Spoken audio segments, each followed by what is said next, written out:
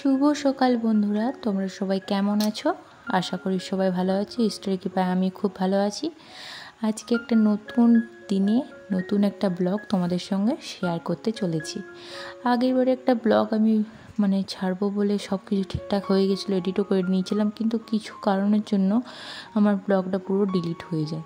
সেই জন্য সেই মন খারাপে আমি 2 দিন ব্লগ দিইনি, কারণ আমি জানি। কিন্তু তারপরে ভাবলাম যে না, এত তাড়াতাড়ি হার মানলে তো চলবে না। অনেক ব্লগাররা আছে, তারা কত পরিশ্রম করে আজকে এই জায়গায় দাঁড়িয়ে আছে। সেই জন্য আমি ভাবলাম যে আমাকে হার মানলে চলবে না, আমাকে এগিয়ে যেতে হবে। তারপরে দেখো, শুধু বকবক করলে হবে না, তোমাদের সঙ্গে কাজগুলো একটু শেয়ার করে নিচ্ছি। এখানে সকালবেলা প্রত্যেক দিনের মতো আমি বিছানাপত্র গুটিয়ে নিয়ে আমার বাসি কাপড়টা চেঞ্জ করে আমি প্রথমে জামা কাপড়গুলো ধুয়ে মেলে দিচ্ছি বারান্দাতে। তারপরে ঠাকুর ঘরে চলে এসেছি। এখানে ঠাকুরগুলো বাসনপত্র যেসব আছে সেগুলো সব ধোয়াধুয়ি করবো। সেই জন্য ঠাকুর ঘরে প্রথমে বাসনগুলোকে নামিয়ে তারপরে মুছবো ঘরটা।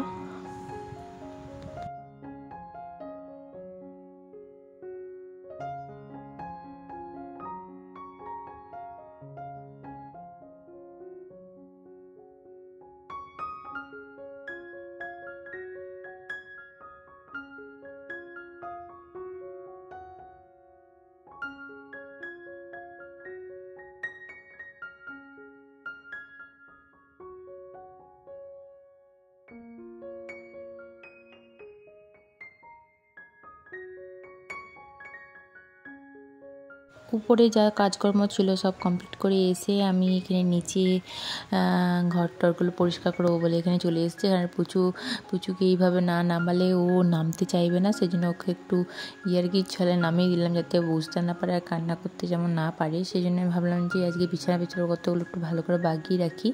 আর এগুলো কালকে বইগুলো পড়েছিল, সেই জন্য এগুলো তোলা হয়নি। আর যেহেতু আমি রাত্রেবেলাতে নিচে শুই না, সেই জন্য এখানে কেউ শয় না বলে প্রচুর বইগুলো থেকে যায়। আর দুপুরবেলায় শোয়া হয় বলে সব গুটনাগুটনি থাকে। আর দেখো, সেই ফাঁকে পুচু এই ক্যামেরার মাঝখানে কী করছে। ওর একটু সুযোগ পেলেই হচ্ছে ও এরকম করতেই থাকবে। আর ওইদিকে আমি বাগাতে ব্যস্ত, সেই জন্য ওর দিকে তাকাইনি, যা পাচ্ছে করুক।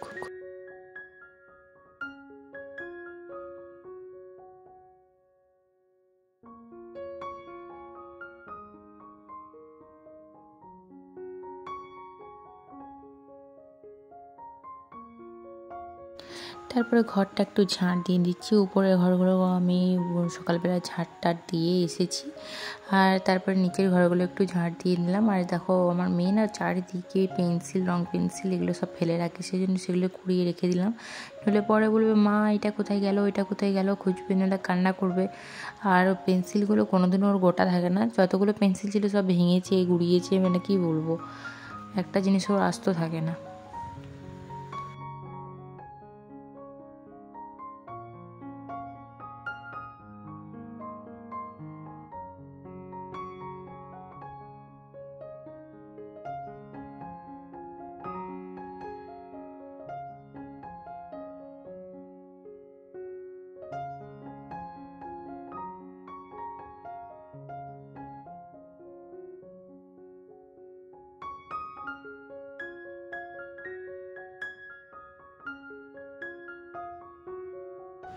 এখানে বাবা মায়ের ঘরটা ঝাঁট দিয়ে নেওয়ার পরে আমি বারান্দাটা ঝাঁট দিচ্ছি, চলে এসেছি। আর দেখতে পাচ্ছ আমাদের যে টেবিলটা, সেই টেবিলটা প্রচুর পরিমাণে নোংরা হয়ে গেছে। আর দেখতে পাচ্ছ আমাদের সব মধ্যবিত্ত বাড়িতে যা টেবিল থাকে বলো, চেয়ার বলো, যে কোনো যা এখানে ফাঁকা ফাঁকা জায়গা থাকবে, আমরা সেখানে জামা কাপড় বলো, অন্য কোনো জিনিস বলো টুকিটুকি রেখে দিই। কিন্তু অন্যান্য ঘরে দেখেছি কি সুন্দর, সব কিছু যেখানে জিনিস সেখানেই থাকে, কিন্তু আমাদের সব যেখান থেকে এনে বাইরে থেকে এনে ওইখানে রেখে দেওয়া হয়। সেই জন্য ভাবলাম যে না, আজকে তাহলে একটু টেবিলটা একটু মুছি। আর এই টেবিলটা নতুনই কেনা হয়েছে, এবছর কালী পুজোতেই কেনা হয়েছে টেবিলটা আমাদের। আর এই টেবিলটা আমাদের যতজন মেম্বার তাদের জন্য যথেষ্ট, কিন্তু এর যে চেয়ারগুলো সেখানে এখনও কেনা হয়নি, কিনবো আস্তে আস্তে। আমাদের এই যে উপরে ফলের ছবি দেওয়া আছে, এইটা বেশ দেখতে ভালো লাগলো। কালোগুলো মনে হলো যে একটু নোংরাটা বেশি হবে। আর এই টেবিলটা মুছে নিলাম। এই টেবিলটা না, যখন আমি আসামে ছিলাম আমার হাজবেন্ডের সঙ্গে, তখন এই টেবিলটা তখন নেওয়া হয়েছে। আর আর এইখানে না দুধ চা এইসব করে রাখা হয়, সেই জন্য ইন্ডাকশানের কাছেই আছে। আর এখানে তার মাঝখানে আমার ননদ আমাকে মোবাইলে কি একটা দেখাতে এসেছিলো। আর তারপরে দেখো ঘর দোর পরিষ্কার পরিচ্ছন্ন হয়ে গেছে। আর এখানে প্রচুর নুকি দেখছে আমি কী করছি না করছি। আর ওটা কী জন্য রাগ হয়েছিল কে জানে, আর মুখ দেখলেই বোঝা যাচ্ছে কী জন্য রাগ হয়েছিল। তারপরে ওইসব কমপ্লিট করে আমি পুজোকে খাওয়াতে বসিয়ে পড়েছিলাম। এখানে পুজোর জন্য আজকে সুজি করেছিলাম। প্রত্যেক দিন আমি ওকে চেঞ্জ করে করে খাবার দিই, হয় সাবু, সুজি, ডালিয়া, নইলে অনেক সময় মুড়ি দিই। জানি বাচ্চা ছেলেদের সারাক্ষণ এরকম খাবার খেতে ভালো লাগবে না। আর তারপরে আজকে একটু স্পেশাল দিন আছে, মানে আমার ননদের জন্মদিন আজকে। মানে স্পেশাল কিছু বলতে এই শুধুমাত্র চিকেন আনা হয়েছে, চিকেন রান্না হচ্ছে আর একটু ভাজাভুজি হবে। আর দেখো আমি রোদের মাঝখানে একটু কেত মেরে নিচ্ছি। ভাবছি যেমন রোদটা গায়ে লাগছে না, কিন্তু রোদটা এত পরিমাণে উঠেছে কি বলবো। এখন দেখো চিকেন কষাটা আমার হয়ে গেছে। আজকে ভাবছি চিকেন কষা নয়, এখন চিকেনের ঝোল করব। আর এখানে প্রচুর দেখতে পাচ্ছ ডাবা নিয়ে চলে এসেছে, বসে গেছে। আর রেখে তুলা, মানে প্রত্যেক দিন যত প্রত্যেক দিনই যদি চান করতে বসে এরকম ডাবা দেয় না, আমার তুলতে খুবই অসুবিধা হয় ওকে। কি বলবো, মোটেও উঠতে চায় না। দেখো সবকে খাইয়ে দিয়েছি, আমার নিজেও খেয়ে নিয়েছি। তারপরে এখানে পুজোকে বলছি দেখো তোমার বন্ধুদিকে তুমি একটু হাই করে দাও। এখন এখানে টাটা করে দিচ্ছি, কারণ দুপুরবেলা তুমি তখন ঘুমাবে। সেই জন্য ঘুম থেকে উঠে আমি সন্ধেবেলা একটু মুড়ি মেখেছিলাম, মানে শসা, পেঁয়াজ, লঙ্কা।